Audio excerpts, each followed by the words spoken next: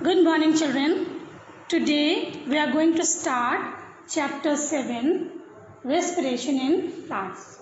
Children, you have heard about respiration and you all know about respiration. There's respiration, it is the process of taking off oxygen and giving out carbon dioxide. Now this oxygen, it is utilized the breakdown of the food particles in our body. So children, like animals, plants also require energy for carrying out their activities. So in this chapter, we are going to learn the two kinds of respiration, aerobic and anaerobic respiration, and in which the diffusion of respiratory gases occurs and other experiments also. So what is respiration? So all living cells, you know children, whether it is a plant or animal, they require energy for the various body activities like building up of proteins from amino acids, making starch from glucose, absorbing minerals from the soil, laying down cell walls by the plant cells, and many other activities. They all require energy. So where this energy comes from? So this energy, it is available by the breakdown of glucose, which is a simple carbohydrate.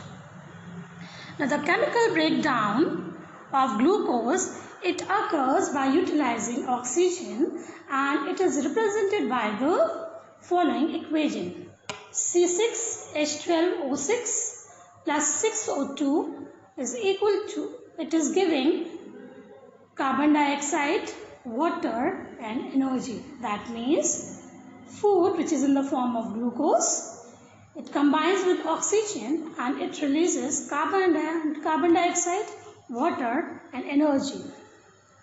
So there are three important things in this respiration equation: the breakdown of glucose to carbon dioxide and water. So the breakdown, it doesn't occur in a single step, but it occurs in a series of chemical steps. Now there are two main phases to carry out these steps: glycolysis and Krebs cycle. Now this glycolysis, it occurs in cytoplasm, and Krebs cycle, it occurs in mitochondria. That means glucose is changed into pyruvate, and in Krebs cycle, pyruvate is changed into carbon dioxide plus water and energy. Now every step or every breakdown in respiration process, it carries out with the help of a particular enzyme. Now this energy, which is liberated by the breakdown of glucose molecule, it is not in the form of heat, but a large part of it is converted into chemical energy in the form of ATP. Now the full form of ATP is adenosine triphosphate. Now when energy, it is in the form of ATP, it converted to ADP when it is not in use. And whenever this energy is required, so again the energy is available by further breakdown of glucose, and this ADP, it is reconverted to ATP and the process goes on. So 1 mole of glucose molecule on complete oxidation, it gives 38 molecules of ATP. So here children, breakdown of food. So glucose, it is breaking down into carbon dioxide, water and energy. Now this energy, it is in the form of heat and it is also in the form of chemical energy. So this ATP, again, it is used in the work, and then phosphate group is here, and then when it is not in use, it stores in the form of ADP, and again whenever energy is required by the body, this ADP again with the addition of phosphate group, it reconverted into ATP. So in this form, the energy is utilized in the body. Now living organisms, They show two types of metabolic activities, anabolic and catabolic. Anabolic is the constructive process in which energy is consumed, whereas catabolic is the destructive process in which energy is used by the organism. So respiration, it is a breaking down process in which living cells, they oxidizes organic substances and release carbon dioxide, water and energy. So respiration, it is a catabolic process of releasing energy from glucose, and this energy, glucose is utilized, or energy is utilized for carrying out life processes.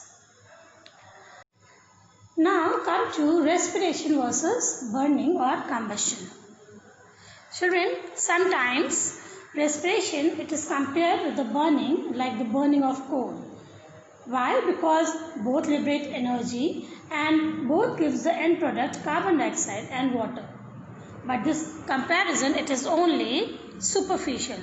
Now the differences between the respiration and burning are, respiration, it is a cellular process, whereas burning, it is non-cellular process.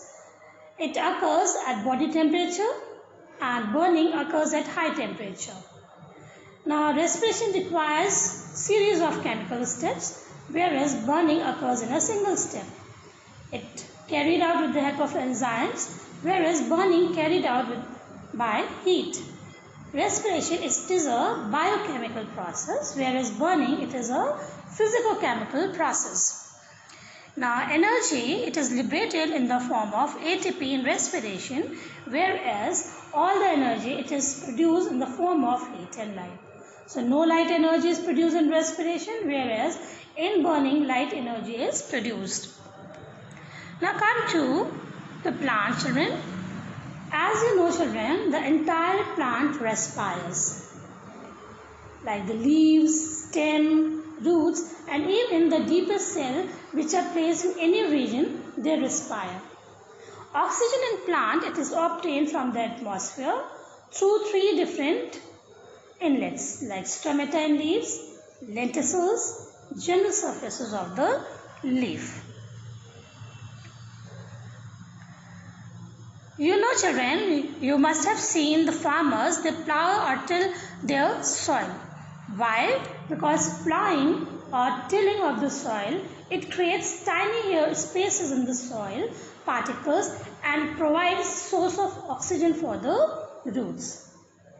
Waterlogged and compact soil, they does not allow air spaces through which affect the respiration process of the roots. During daytime, children, due to photosynthesis, the leaves, they produce oxygen, which is utilized in respiration, and the rest of the oxygen is diffused out into the atmosphere. Now the carbon dioxide, which is produced during the respiration process, it serves as a raw material for the photosynthesis. During night, children, when the leaves, they obtain oxygen from the atmosphere and give out carbon dioxide, so we should avoid sleeping under a tree during the night. Now two kinds of respiration, aerobic and anaerobic respiration, children, we'll learn in our next class. Thank you and have a nice day.